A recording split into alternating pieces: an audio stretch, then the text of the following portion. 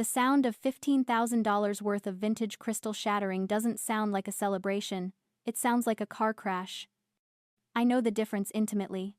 One moment, I was stationary in my electric blue titanium wheelchair, a single defiant pixel in the stark, winter-white perfection of the Obsidian Cliffside estate. The next, gravity took over. I hit the cold marble hard. The air instantly filled with the sickeningly sweet scent of spilled Dom Perignon and the metallic tang of my own blood. Above me, my sister Jenna wasn't calling for a medic, she was screaming that my chair had ruined her line of sight. I lay there in the wet glass, analyzing the damage, realizing my legs were dead weight on the floor. Drop a comment and let me know where you're listening from, and what time it is for you right now. I'd love to know who's part of our community. 60 minutes earlier, the venue didn't smell like blood. It smelled like expensive lilies and judgment. The Obsidian Cliffside Estate was a masterpiece of modern architecture, all sharp angles and floor-to-ceiling glass overlooking the Atlantic. It was beautiful, cold, and utterly inaccessible. I sat near the back, running the numbers in my head like I always do. I analyze sports data for a living. I look for patterns in chaos, calculating trajectories and probabilities. But here, the only variable that mattered was my sister, Jenna. She was moving through the room in her custom $12,000 Gallia Le Havre gown, a vision of curated perfection. She was also live streaming. I watched her phone held high, the ring light reflecting in her eyes like a predator's gleam. But it wasn't the camera that made my stomach turn, it was the whisper campaign. I heard it as she leaned in to greet our Aunt Stacy. I heard the soft, pitying tone she used. She was telling them I was psychologically dependent on the chair. She was spinning a narrative where my paralysis was a choice, a mental block I refused to overcome, and she was the saintly sister supporting my delusion. It was a brilliant tactical move. It garnered her sympathy and preemptively discredited anything I might say. I gripped the rims of my titanium chair. It wasn't just a mobility aid, it was precision engineering, built for speed and agility, the only thing that gave me freedom after the accident. It was electric blue because I refused to hide. Jenna finally cut a path toward me. The smile dropped from her face the second she was out of the frame of her phone. She didn't ask if I needed a drink. She didn't ask how I was. She looked at my chair like it was a stain on a white carpet. She snapped her fingers. And a caterer hurried over with a pile of heavy white linen. She told me to cover it. She actually wanted me to drape a tablecloth over my legs and my wheels so I would look like a stationary piece of furniture in the photos. She said I was ruining the lines. She said the blue clashed with her winter white theme. I looked at the heavy fabric in her hands, then up at her face. I told her no. I told her my legs didn't work, but my dignity was still intact. I told her I wasn't a prop in her production. That was the variable she hadn't calculated. She expected compliance. She expected the quiet, broken sister she'd constructed in her head. When I refused to erase myself, her mask cracked. The rage that flashed in her eyes was primal. She lunged. The world didn't go black. It went red and white. Pain is just information, my brain tried to tell me, a high-velocity data stream signaling structural damage. But this wasn't data. This was agony. Shards of vintage crystal were embedded in my arms. The champagne stung like acid in the cuts. I couldn't move my legs, but I could feel the terrifying misalignment in my neck. I stared up at the vaulted glass ceiling, trying to remember how to breathe, while Jenna stood over me, her hands pressed to her mouth in a performance of shock that wouldn't fool a toddler. She started the spin immediately. I heard her voice, high and trembling, telling the guests I had slipped. She was saying I tried to stand up to hug her and lost my balance. She was rewriting history, while I was still bleeding on the floor. Then the crowd parted. It wasn't a gentle separation. It was a forceful cleavage, like a ship cutting through ice. Dr. Catherine Pierce didn't run. She marched. She is the chief of orthopedic trauma at Mass General and Antonio's godmother, a woman who reconstructs shattered bodies for a living. She dropped to her knees beside me, her silk pants soaking up the wine and blood without hesitation.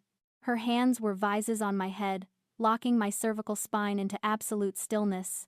She didn't ask if I was okay. She started barking orders. She demanded a collar. She demanded a backboard. She acted with the terrifying efficiency of a general on a battlefield. Jenna tried to intervene. She actually stepped forward, her voice dropping to that conspiratorial whisper she used to manipulate our parents. She told Catherine not to worry. She said I did this for attention. She said I could walk if I really wanted to, that my paralysis was psychosomatic. Catherine didn't even look up. She kept her eyes locked on mine, checking my pupil response, but her voice projected to the back of the room. She listed my medical reality like she was reading an autopsy report. She described the titanium rods fused to my T12 vertebrae. She detailed the complete severing of the spinal cord. She stripped away Jenna's lies with surgical precision, exposing the medical fact that my legs were not a choice, they were a casualty. The room went deathly silent. The narrative had shifted. Jenna looked around, her eyes wide, searching for an ally. She found Antonio. He was standing by the DJ booth, his face unreadable. She ran to him, grabbing his lapels, begging him to make them stop, to tell them it was just a misunderstanding. Antonio didn't hug her. He didn't comfort her. He slowly peeled her fingers off his tuxedo jacket like he was removing a leech. He held up his phone. The screen was glowing, a stream of text scrolling so fast it was a blur. He told her she had forgotten one variable: her obsession. She had been live streaming. She wanted the world to envy her perfect winter wedding, so she had broadcast it in high definition. The camera hadn't cut away when she shoved me. The microphone hadn't muted when she screamed about the aesthetic. 500,000 people had just watched her assault a disabled woman in real time. He turned the screen toward her. I couldn't see the comments, but I saw Jenna's face drain of color. The chat wasn't filled with adoration. It was a digital riot. Thousands of witnesses were calling for blood. They weren't just watching, they were acting. That's when the sirens cut through the winter air. The police hadn't been called by the guests, who were too paralyzed by shock or politeness to act. They had been called by the viewers. The internet had swatted the wedding. When the officers entered, they didn't ask questions. They had the footage. They had the witness statements being typed out in real time by 500,000 people. They approached Jenna, who was still standing in the wreckage of her perfect day. The click of the handcuffs was the loudest sound in the room. They marched her out past the shattered crystal and the ruined white carpet. Her custom gown trailing through the mixture of wine and my blood. She looked back at Antonio, then at our parents, but nobody moved. The feed was still running. The silence of a private hospital room is heavy. It presses against your eardrums, a stark contrast to the cacophony of shattering glass and screaming sirens from hours before. I lay there, counting the ceiling tiles, cataloging my injuries like items on a spreadsheet. Concussion. Cervical strain. 34 stitches in my arms and shoulders. My legs were fine, of course. You can't hurt what you can't feel. The door opened, but it wasn't a nurse. It was Antonio. He looked like he hadn't slept in a week. His tuxedo was gone, replaced by a wrinkled button-down, and his eyes were hollow. He pulled a chair close to the bed but didn't sit. He just stood there, looking at the bandages on my arms. He told me it was over. He had left the police station, called his lawyer, and formally annulled the marriage license before it was even filed. He had returned the ring to his safe. He looked at me with a kind of desperate confusion and asked the question I knew was coming. He asked why I hadn't warned him. He asked how I could let him almost marry a sociopath. He mentioned the car accident, the story Jenna had told him about a drunk driver hitting me 3 years ago. I closed my eyes. The car accident. That was the lie my parents had constructed. It was clean, tragic, and absolved everyone of blame. It was a marketing strategy. I told him the truth. There was no car, there was no drunk driver. There was a mountain in Aspen and a Black Diamond run that I had the skill to navigate and Jenna didn't. I was a gymnast, training for the Olympics. I understood velocity and edges. Jenna just understood attention. She had cut across my line, trying to beat me to the bottom, trying to prove she was faster. She clipped my skis. I described the physics of it, the torque, the impact with the tree line. The sound of my spine snapping, which was louder than the Crystal Tower today. I told him how she skied away. She didn't stop. She panicked and finished the run, leaving me in the snow for 20 minutes before patrol found me. Antonio sat down hard. He asked the logical question, the question everyone asks when the fog lifts. Why didn't I press charges then? Why did I let them lie? This is where the math gets ugly. It's called the fog: fear, obligation, guilt. It is the invisible chain that binds a survivor to their abuser. My parents didn't rush to my bedside to comfort me. They rushed there to negotiate.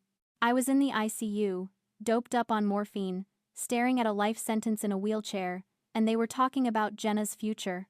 They told me it was an accident. They told me that if I told the truth, the insurance wouldn't pay. They said Jenna would be ruined, that she would have a criminal record, and that I would be the reason the family was destroyed.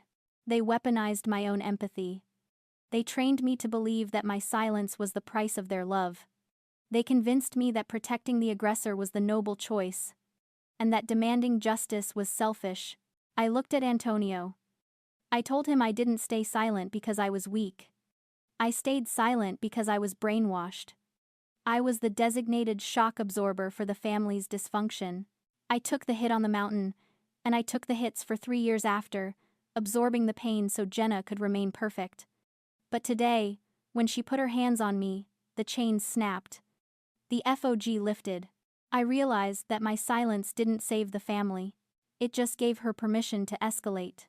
Antonio put his head in his hands. He was weeping quietly. He said he felt like he had been living in a house made of cards, and I had just opened the window. He apologized for not seeing it sooner. I told him he couldn't have seen it. Narcissists don't show you their teeth until they are already biting you. The door to my hospital room didn't open. It was breached. My parents, Joel and Stacy, swept in on a cloud of nervous energy and expensive perfume. They didn't rush to my bedside. They didn't check my monitors. They stopped at the foot of the bed, creating a unified front of indignation. My mother's makeup was flawless, though her hands were shaking. My father looked like a CEO whose stock had just plummeted. They didn't ask about the concussion. They didn't ask about the stitches or the cervical strain. My father spoke first. He asked if I had seen the news. He asked if I knew that Jenna was currently sitting in a holding cell like a common criminal. I lay back against the pillows, observing them. For years, their behavior had hurt me. It had felt personal. A direct rejection of my worth. But today, the painkillers or the clarity had stripped away the emotion. I wasn't looking at parents. I was looking at panic. My mother stepped forward, her voice pitching up into that familiar, wheedling tone she used when she wanted to rewrite reality. She told me I needed to fix this. She said the police misunderstood the situation. She said Jenna was just performing for the stream, that the shove was a skit gone wrong, a bit of physical comedy that I had taken too seriously. She actually used the word slapstick. I looked at the bandages on my arms. Slapstick doesn't usually require 34 stitches. Then came the demand. My father pulled a piece of paper from his jacket pocket. It was a drafted press release. He wanted me to sign it. It stated that the fall was accidental, that I was not pressing charges, and that the family was united in supporting Jenna through this unfortunate misunderstanding. I looked at them, and for the first time, I didn't see monsters. I saw bad investors.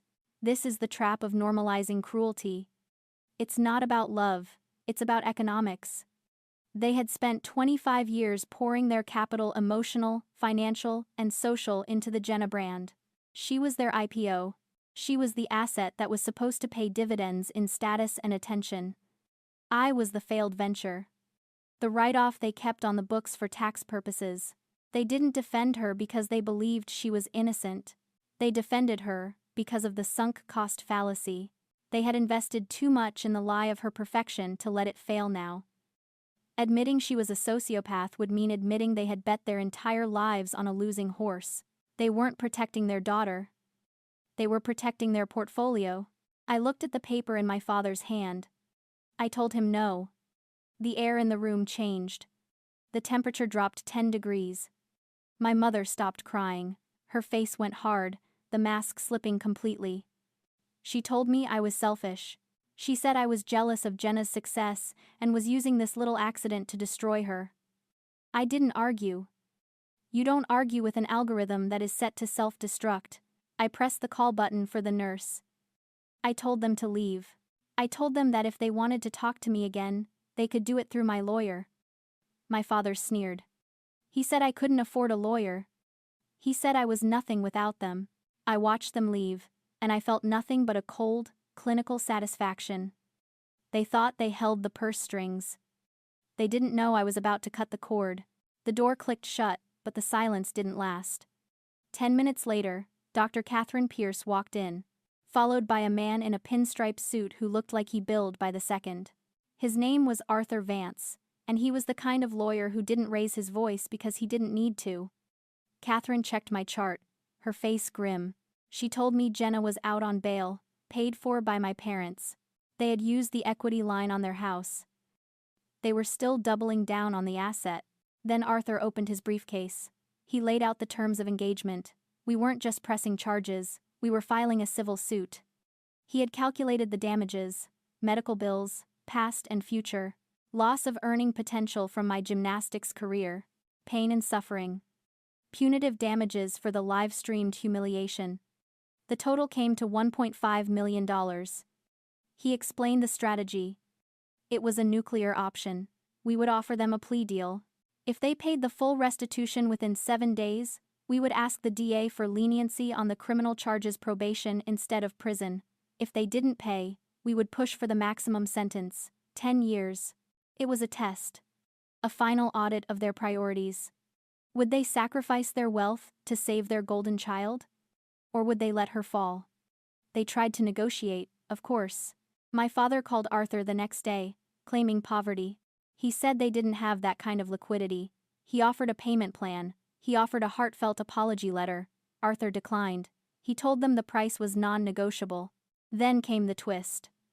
Arthur had done a forensic accounting of my finances. He found the trust fund, the settlement from the ski resort's insurance, the one my parents had managed for me since I was a minor. It should have had over $200,000 in it. It was empty. They hadn't just protected Jenna emotionally. They had funded her lifestyle with my pain money. They had embezzled my settlement to pay for her modeling classes, her trips to Tulum, and yes, the deposit on the Obsidian Cliffside estate. The rage that hit me then wasn't hot, it was absolute zero. They had stolen the only thing I had left from that mountain, my financial security, and used it to build the stage where she assaulted me. Arthur presented this new evidence to them. The charge wouldn't just be assault anymore. It would be grand larceny and embezzlement. The prison time would double. The power dynamic flipped instantly. My father stopped blustering. My mother stopped crying. They realized the game was over. They had to liquidate. They sold the house in Newport at a loss. They cashed out their 401ks, taking the massive tax penalties. They sold the cars. They stripped their lives down to the studs to pay back what they stole and cover the restitution. It was a financial autopsy, and they were the ones on the table. On the 7th day, the wire transfer hit Arthur's trust account. $1.5 million. I signed the leniency request. Jenna pled guilty to a reduced charge of simple assault. She got probation, community service, and a permanent criminal record. But the real punishment wasn't the sentence. It was the bankruptcy of her enablers. They had nothing left. No mansion to host parties in. No money to buy influence. The Jenna brand was insolvent. 18 months later, the Swiss air felt different than the air in Newport. It was cleaner, thinner, and it didn't smell like betrayal. I was at the Adaptive Performance Center in Zurich, funded entirely by the restitution settlement. The facility was state-of-the-art, a glass and steel testament to what the human body can do when given the right tools. I wasn't just surviving here, I was training. I spent my mornings on the hand cycle, pushing my upper body to its absolute limit, feeling the burn in my shoulders and chest that reminded me I was alive. In the afternoons, I worked remotely, analyzing data for a European soccer league. My life was small, disciplined, and entirely my own. I heard about Jenna occasionally, though I never asked. News travels through the grapevine of mutual acquaintances. She was working retail at a mall in New Jersey. Her probation officer kept her on a tight leash. The influencer career was dead. The internet has a long memory, and assaulting a disabled sister is a hard brand pivot to make. She lived in a studio apartment, alone. As for my parents, they were renting a condo in Florida, living on Social Security. They sent emails, sometimes long, rambling justifications about how they did the best they could. I deleted them without reading. I had blocked their numbers, their social media, their flying monkeys. I had built a fortress of silence around my life, and inside it, I was finally safe. I rolled my chair to the edge of the terrace, looking out at the Alps. The snow was blindingly white, but it didn't feel cold, it felt pure. I thought about the night of the wedding. I thought about the moment Dr. Pierce knelt beside me. Sometimes, late at night, I would wonder about the alternate timeline, the world without the savior. What if she hadn't been there? What if she hadn't spoken up? I would have been silenced again. I would have been the crazy sister who ruined the wedding. I would have been crushed under the weight of their narrative. But she was there. And because she was there, I learned something vital. Being saved didn't make me weak. Accepting help didn't diminish my strength. It was the catalyst. It was the permission I needed to stop protecting the people who were hurting me. It taught me that truth is a weapon, and sometimes you have to let someone else help you pull the trigger. I looked down at my legs, resting still in the chair. I closed my eyes and focused. It was a routine I did every day. A meditative check-in with the parts of myself I had lost. I sent a signal from my brain, down the damaged pathways, searching for a connection. Usually, there was nothing. Just the static of a severed line. But today, as I focused on my left foot, I felt something, a flicker, a tiny, almost imperceptible spark. I opened my eyes and stared at my sneaker. It happened again. A twitch. A real, undeniable firing of a nerve. It wasn't a miracle, it was biology. It was the result of 18 months of grueling physical therapy and the absence of the crushing stress that had defined my life for years. The toxicity was gone, and in the vacuum it left, my body was finally finding the space to heal. I didn't call anyone. I didn't post it on Instagram. I just sat there in the Swiss sunlight, watching my toe move, a millimeter at a time. It was a signal. The signal I had been waiting for. I smiled, gripped the rims of my chair, and pushed forward. If you've ever had to burn a bridge to save yourself, share this story. You never know who needs to see that walking away is sometimes the only way to survive.